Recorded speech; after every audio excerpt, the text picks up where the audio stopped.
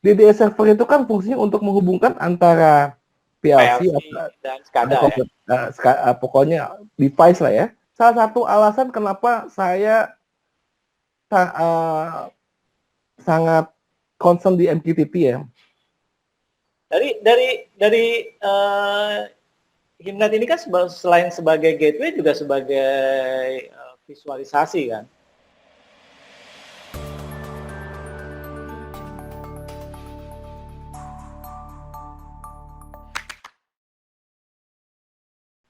Kira-kira kalau orang ingin beberapa orang ingin membuat hal yang sama yang seperti Pak Heru buat, sulit apa untuk membangunnya, Pak? Misalnya orang Indonesia lagi di blog gitu ya. Ya saya nggak tahu, mendingan kalau saya bilang sih nggak usah bikin, pakai aja live panel. Tapi kalau bikin susah karena saya bikin live panel itu kan dari tahun 2014, 6 tahun ya. 2014, 6 tahun. Iya. Karena gini, orang itu mungkin MQTT Broker itu apa sih nggak? Kita definisi dulu. MQTT Broker itu kan adalah sebuah sistem di mana ada yang mempublish dan ada yang meminta, subscribe. Ya kan? Tugas itu bukan tugas yang gampang, Pak. Saya terima ini, saya terima itu, saya terima ini, itu network semua itu. Dan saya harus publish kalau ada data baru, saya harus publish semua. Itu bukan hal yang gampang gitu. Dan itu saya sangat diapresiasi sama sana ya, sama pihak luar gitu. Kita lanjut nih Pak, ya kayaknya saya tertarik nih dengan MQTT. Mungkin Pak Heru bisa bilang sedikit tentang MQTT. Ya, MQTT itu kan pada prinsipnya protokol untuk mengirim data ke luar, ya kan? Kan tadi saya cerita kalau dulu saya ngirim pakai HTTP, ya kan? HTTP. Nah, kalau kita bicara HTTP, kan cara kerjanya kan saya ketok-ketok dulu kan, assalamualaikum, ya kan? Siapa lo, ya kan gitu kan? Terus iya, ada proses di mana open, buka dong, siapa ini nunggu data, oke, terima kasih, close. Jadi ada proses open, close. Itu HTTP, Pak. HTTP REST itu begitu. Jadi tidak bisa open terus, keep connection terus, nggak bisa, karena dia harus open close. Dia takutnya kan itu buat web ya, takutnya di-inject sama attacker gitu kan. Makanya kalau lo udah kirim, gua harus close, koneksi kita harus close gitu. Dan itu yang bikin lama gitu. Nah, MQTT diciptakan untuk membuat proses pengiriman data itu nggak kayak begitu sifatnya, nggak sifat request respon, enggak, tapi publish subscribe gitu kan. Makanya di satu arah ya Pak ya. Jadi sebagai device ya kita subscribe aja. Kalau kita mau request publish, kalau kita mau request ya kita request. Subscribe, betul. Nah, karena sifatnya kayak begitu, dan dia juga lightweight, istilahnya kecil ya, bandwidthnya kan. Ya cuman berapa? 256 kan, maksimum 256 kilobyte untuk satu paket itu. Dan yang kedua, kalau dia si klien itu bisa publish dan bisa subscribe, misalnya saya dari luar, saya pengen mati ini lampu, kan berarti kan dia subscribe data kan, subscribe mati lampu, switch on apa off nih. Nah, saya bilang switch off, maka dia terima kan, switch off, matiin kan gitu. Gitulah. Makanya sebetulnya IoT itu lebih bagusnya untuk automation.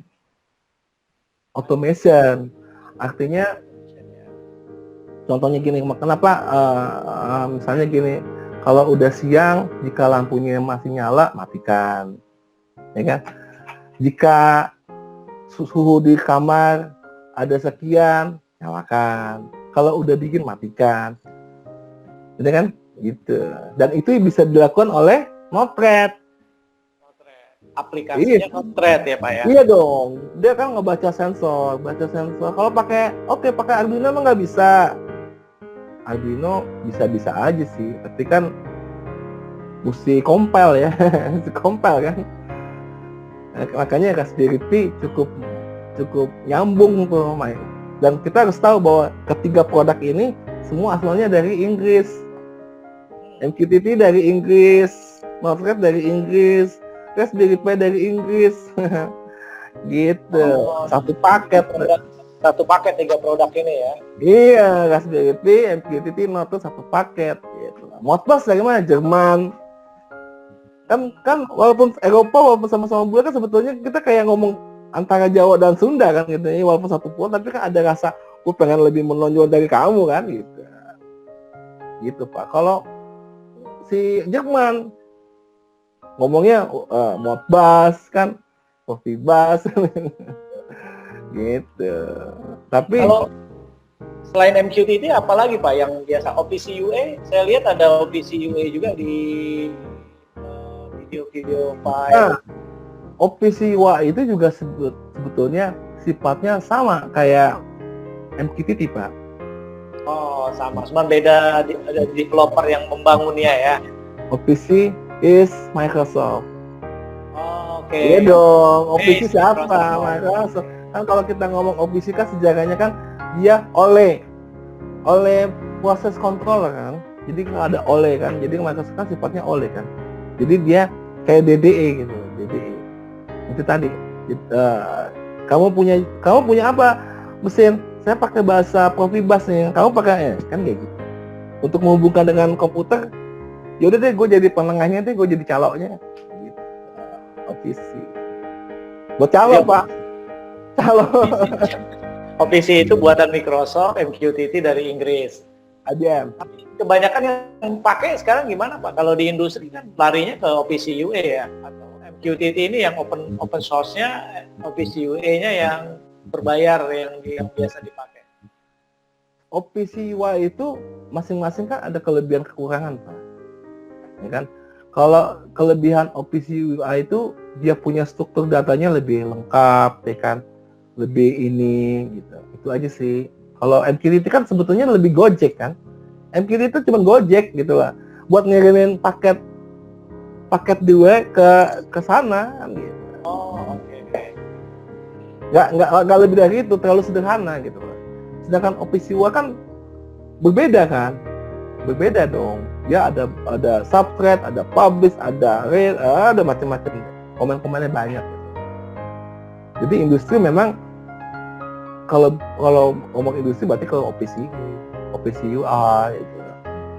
Tapi kalau misalnya sifatnya remote gimana? Ya kayak sensor ya pakai MQTT, nggak mungkin pakai OPC kan? Terutama kalau kita ingin develop baru ya paling gampang pakai Betul Pak.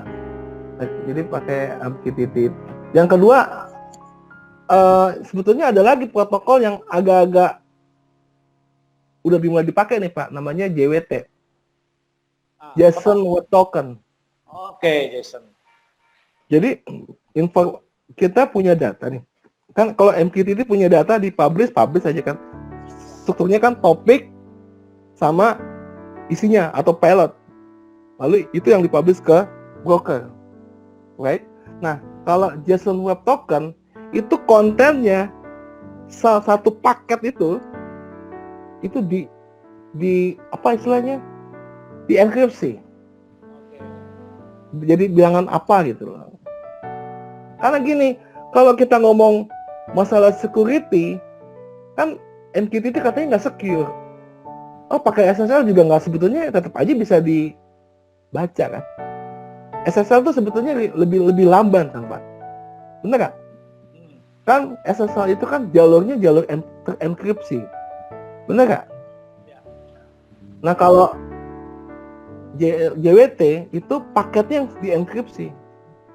Paketnya sama sebetulnya sama kalau kita ngomong tes SSL, tapi dia by network kan, by network.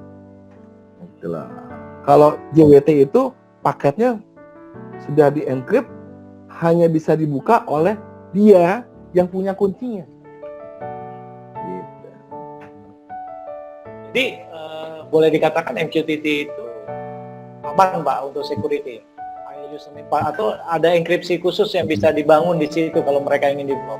Kalau memang isu masalah security itu adalah dikhawatirkan ada pihak intruder ya, bisa tahu alamatnya, bisa tahu ininya, lalu dia menginjek sesuatu ke mesin tersebut, sehingga mesin tersebut bisa jadi yang tadinya mesinnya on jadi off, di offin namanya. Ya kan, itu yang dikhawatirkan oleh kalangan industri. Makanya Highnet IoT server itu sendiri sebetulnya sebagai firewall ya, artinya yang bisa akses ke dalam mesin itu cuman tertentu aja, kan networknya beda gitu. Jadi kalau ada dua LAN lah gitu Pak. Nah kalau kita pakai MQTT tanpa enkripsi itu lebih cepat pasti dong ya. Cuman resikonya mungkin somebody bisa lihat gitu loh, apa sih paket yang dikirim, ya kan, topiknya apa, payloadnya apa, ya kan. Oh kok gitu gue buka injek lah ke situ kan gitu. Kan gitu kan, kalau tahu topiknya, tahu ininya, tahu macam-macamnya. Lalu oke lah kalau gitu kita bikin pertama kita ngakalin dengan portnya kita rubah, jangan di default 1883, kita ngacak, jadi portnya hanya saya dan orang saya yang tahu portnya berapa. Yang kedua, kita lakukan username dan password. Jadi kan kalau MQTT kan bisa masuk username, masuk password, ya kan? Yang keempat, kita tambahin SSL, certified untuk koneksi, ya kan? SSL itu. Nah, proses itu menyebabkan terjadi kelambatan kan? Benar kan Pak? Karena kan data yang mau dikirim ke broker itu harus dienkripsi dulu sama network lewat sertifikat yang dimilikinya, ya kan? Padahal kan tujuannya kalau misalnya terjadi sesuatu kan, jangankan 10 detik aja udah angus. Betul nggak? Terjadi sesuatu 10 detik angus tuh.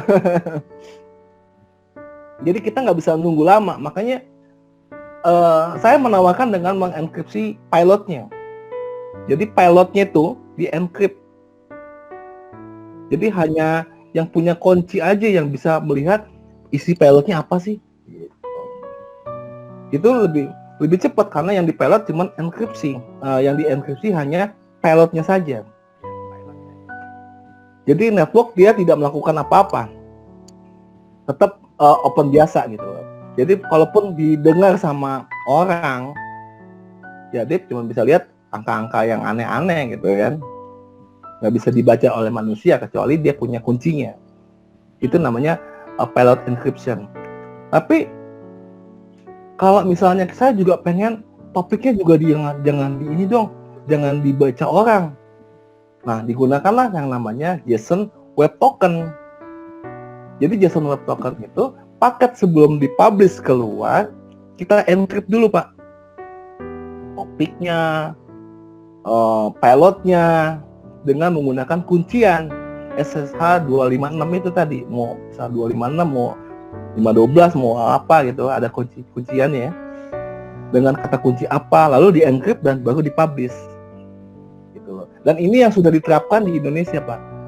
Ada di Indonesia yang pakai sistem kayak gitu. Jadi menggunakan JSON Web Token. Cuman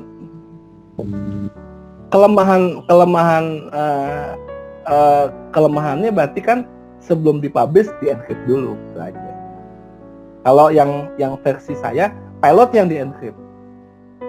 Jadi Highnet, kalau kita pakai Highnet Live Panel atau pakai Highnet IoT Server atau produk-produk yang saya bikin itu, dia ada kemampuan untuk men-encrypt pilot. Jadi lebih simpel ya, karena yang di encrypt hanya satu item ya. Iya, dan tiap topik beda-beda kunci lagi. Mampus kan? Topik tentang temperatur kunciannya ini, topik tentang humidity kunciannya ini gitu loh. Nah, jadi kita nggak pakai SSL, makanya Highnet nggak pakai SSL karena SSL pasti lebih lama, mesti sertifikat, mesti emang secure sih, cuma kan lebih lama, lo mesti encrypt dulu gitu. lamanya itu signifikan Pak? Berapa milisecond atau Saya berapa belum tahu ya, pasti logikanya kan pasti ada proses enkripsi Pak. Secepat-cepatnya 16 microsecond, 16 msec lah ya. Benar nggak? 16 msec kan? Yang kedua saya nggak tahu. Yang kedua, apakah hasil enkripsinya itu lengthnya jadi banyak atau jadi pendek kan saya nggak tahu juga. jumlah Ya kan? datanya ya? Iya, sedangkan satu paket itu kalau network itu kan 256. Iya kan, satu paket pengiriman untuk TCP itu kan maksimal 256. Beda sama HTTP. Kalau HTTP kan dia sifatnya stream. Jadi ada header dikirim, setelah header baru body dikirim kan gitu. Body dikirim bisa macam-macam kan, bisa banyak kan. Pokoknya dia nungguin aja tuh sampai data terkirim lengkap kan gitu. Makanya kalau yang pakai JSON Web Token itu taruhnya di bodinya. Jadi header baru body. Dan itu nggak pakai HTTPS, nggak pakai. Itu lebih nyaman. Secara konsep berarti MQTT itu sudah kita anggap secure Pak ya untuk pengiriman data. Kalau di lokal. Ya, kalau dia ke cloud, brokernya ada di cloud. Kalau sekarang kan kalau misalnya kita beli apa ya Pak ya, beli sesuatu alat dari luar negeri, cloudnya kan udah disediain. Contohnya ada satu brand, ada gateway MQTT. Kemudian kalau kita display, mereka sediain itu sudah di mereka. Jadi udah mereka semua. Nah itu secure-nya gimana kalau kita bilang? Kok saya kurang tahu kalau yang itu. Tapi kalau yang saya tahu Microsoft udah pasti Microsoft itu menerapkan security yang sangat ketat Pak. Tapi Microsoft Office UA ya Pak ya? Enggak. Kita menggunakan MQTT. Kan Microsoft kan untuk publish juga MQTT. IoT Hub, Microsoft Azure. Oke. Microsoft Azure IoT Hub itu kan dia based on-nya MQTT juga. Oke. Tapi itu tadi dia menerapkan protokol yang lebih ketat. Dia harus pakai SSL, lo mesti install, mesti download sertifikatnya, lo mesti inject di scriptnya pakai itu, baru boleh kirim. Gitu. Microsoft memang lebih ketat. Jadi Microsoft tidak saya pengen pakai Microsoft Azure dong, tapi nggak pakai SSL, nggak bisa. Nggak bisa ya. Masih ya. Yang bisa itu cuma IBM agak ngebebasin. Boleh nggak pakai SSL, tapi kan kok proteksinya di ininya username sama password sama klien. Tokennya taruh di client name. Jadi client name si alat kita harus yang sudah terlisting di IBM Cloud. Gitu lah. Tapi kalau Azure enggak, lo harus download sertifikat lo kirim harus dengan protokol security yang sangat ketat gitu. Dan mereka mementingkan itu gitu. Dan efeknya adalah ya tetap aja kalau misalnya pakai SSL, menurut pendapat saya logikanya ya ada proses enkripsi dong, ya kan. Akibatnya ada delay. Mungkin berapa lama? Kalau saya bilang komputer mungkin kemampuan menghitung paling lambat 15 microsecond ya. Apakah itu signifikan? Ya enggak juga sih, nggak apa-apa. Tapi kalau untuk internal berbanyak ya banyak juga Pak lama-lama. Jumlah datanya banyak, jumlah paketnya banyak kan. Betul. Nah kalau internal ya kayak misalnya di rumah pabrik, ngapain pakai SSL ya kan? Makanya Handnet Live Panel dan Handnet IoT Server itu menyampingkan SSL tadi. Kalau lo mau main security ya udah pakai pilot. Wah, gue nggak mau pakai ini, udah pakai Node-RED kayak gitu Pak. Fleksibelnya Next, gitu. Pak. Kita bahas yang Node-RED tadi itu Pak. Bisa cerita sedikit ya Node-RED. Nah, kenapa harus kita pakai Node-RED?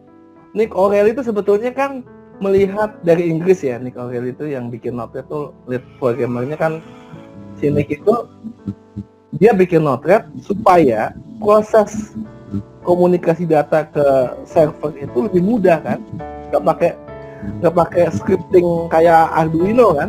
Kalau Arduino kan ini Node-RED itu kan ini Node-RED itu ditanam di mesin Raspberry Pi kan ya. Nah kan Raspberry Pi kita pasang semacam komunikasi RS485 tuh ada interface buat ke RS485 baca Modbus habis. Jadi IoT gateway. Makanya IoT gateway itu sekarang menggunakan platform kayak model Raspberry Pi, Pak. Jadi kita install itu, kita pasang komunikasi dengan Modbus segala macam, lalu Node-RED-nya lah yang tugas untuk mengejar. Gitu, Pak. Tapi Node-RED sendiri implementasinya di ini masih wacana dulu, tapi sudah mulai bergerak orang menggunakan Node-RED.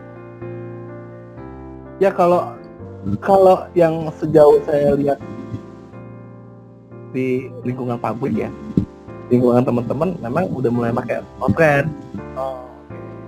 Yang jadi masalah kan Node-RED itu mesti belajar programming, Pak. Iya, Pak. Sama kayak Arduino tuh orang kan mesti belajar programming C kan, pakai C kan. Ada library, ada compile, ya kan. Kalau Node-RED juga sama seperti itu. Cuma perbedaannya kalau Node-RED itu kan based on-nya JavaScript. Artinya kalau kita bisa memahami bahasa JavaScript, kita bisa implementasi Node-RED.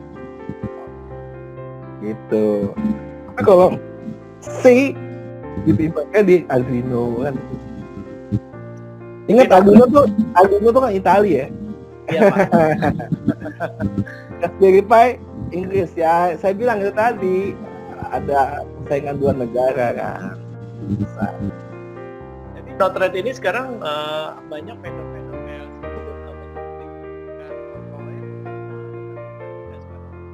Iya, Pak. Mereka juga pakai Node-RED juga kan, kerjasama. Iya. Jadi Opto dibawa generasi sekarang Node-RED kayaknya yang dibawa.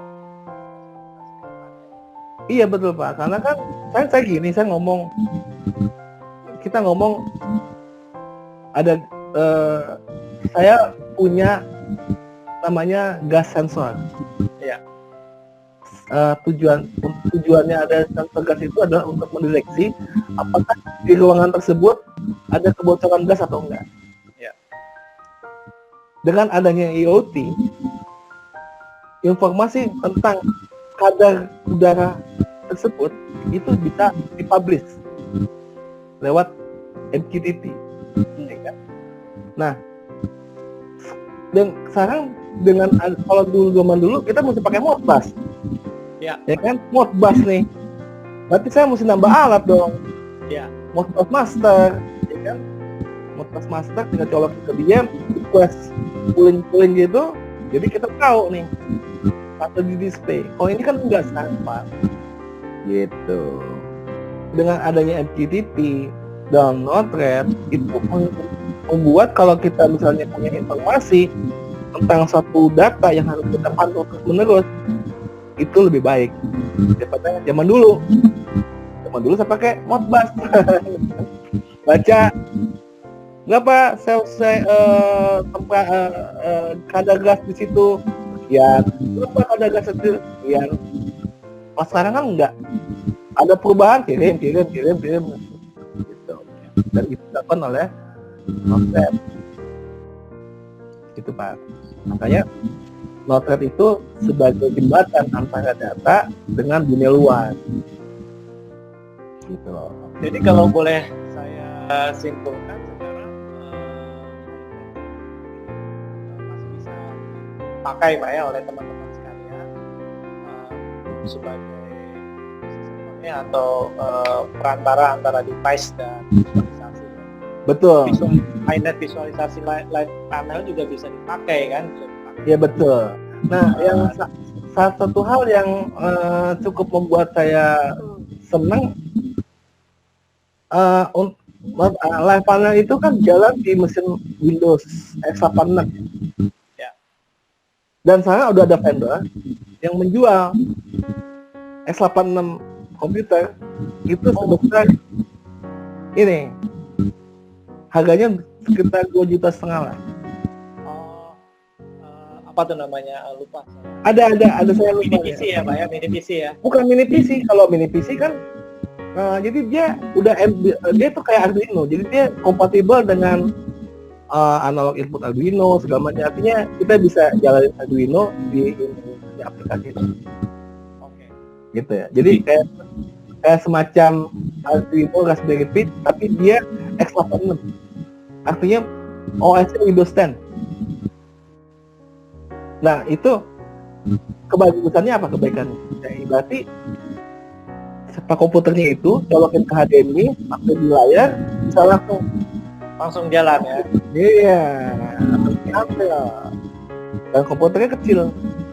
Dan makanya sekarang kalau teman-teman mau ngedownload itu ada Pak, sudah ada. Di YouTube channelnya nanti ada di bio. Ada. Dan makanya sekarang ini saya alihkan juga Live Partner untuk menampilkan jadwal sholat.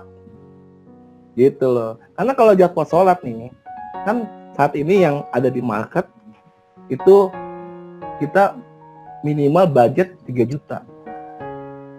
3 juta. Ya kan? Nah, dengan modal 1,5 juta udah bisa bikin jadwal sholat buat masjid, Pak. Saya reduce cost sampai 50% itu. Artinya dia beli komputer aja yang mini PC bling gitu kan cuma 1 juta sekian ya. 1,5 juta kan. Karena Live Partner sendiri nggak terlalu banyak makan resource. Saya betul-betul memperhatikan resource untuk penggunaan CPU-nya, Mbak. Ya cuman makan 1%, 2% CPU lah gitu. Jadi kalau teman-teman, wah gue pengen bikin buat jadwal sholat kan buat masjid, silakan download. Mau taruh tinggal download sholat asar. Nanti mau dibikin apa pas ini ajan, mau ditampilkan apa ya tergantung orangnya kan. Yang penting dashboard Live Partner ini bisa juga diimplementasikan untuk dashboard jadwal sholat di masjid-masjid. Kalau menggunakan itu, kita bisa reduce cost sampai 50%. Kalau di market saat ini kan harganya sekitar 3 juta, 4 juta. Ya kan? Ini kita pakai mini PC gitu-gitu kan, cuman 1,5 juta lah ya, paling mahal. Gitu, Pak. Tinggal TV-nya doang. Ya kan? Begitu. Ini ngobrol sama Pak Heru berat juga nih bahasannya. Iya. Makanya dashboard untuk jadwal masjid itu saya seneng banget ya. Jadi teman-teman kalau mudah-mudahan saya sih harapan saya sih gini nih. Kalau ada donatur, wah gue pengen ini dong ya, sediain duit kita bikinin buat masjid. 1,5 juta, 15 juta dapat 10 masjid. 15 juta kita bisa tempelin 10 masjid dashboard itu. Oke, sama TV-nya kalau nggak salah, setahu saya TV yang sekarang saya lihat itu 2 jutaan ya, 32 2 jutaan ya. Ya iya, ya kurang lebih 3,5 juta. Pilihnya udah pakai segmen lagi, sudah pakai TV dan bisa diganti-ganti ya displaynya ya, suka-suka ya. Iya betul, dan teknologinya MQTT gitu lah. Keren kan MQTT, dan MQTT dashboard itu juga untuk supermarket juga kepake, Pak. Contohnya Bapak kalau ke supermarket kan suka lihat ada display harga kan, promosi kan, POP namanya, POP pakai TV, harga berubah-ubah. Nah itu pakai bisa. Jadi displaynya dulu dashboardnya MQTT, karena kalau kita ngomong supermarket itu perubahan harga itu sangat cepat, Pak. Perubahan harga bisa terjadi sangat cepat. Bagaimana kita mengganti price tag yang ada di rak supermarket? Kalau manual satu-satu, ya kan? Oh ini harganya berubah nih, catat. Nah, kalau dengan teknologi MQTT kan cepat, Pak. Wah harganya berubah semua. Karena kan supermarket subscribe. Si rak-rak itu subscribe. Bisa visualisasinya banyak ya kalau semua. Iya betul, Pak. Harga semua subscribe. Misalnya di rak itu harga jeruk ya, label tagnya jeruk kan. Maka kalau dia subscribe jeruk aja gitu. Itu, Pak. Ya mengenai harganya berapa tuh kayak gitu. Ya memang kalau saat ini Indonesia belum bisa sih ya, karena kan kalau taksiran saya tuh satu kotak satu plastik itu dihargain jutaan kali ya. Kalau menurut saya sih, karena kan yang mahal ininya Pak, displaynya yang mahal ya. Dia pakai paper display kan, paper display. Jadi mungkin Arduino paper display, Arduino-nya substrate ke broker, lalu ditampilkan. Yang mahalnya paper display. Jadi kesimpulannya sampai saat ini iPad masih bisa dipakai, dan teman-teman juga kalau mau connectivity bisa pakai HiNet system. Kalau mau visualisasi juga bisa dipakai HiNet Live Panel. Kalau mau belajar protokol yang dipakai adalah MQTT. Kalau mau ngedevelop lagi, mau nambah-nambah program, bisa pakai Node-RED.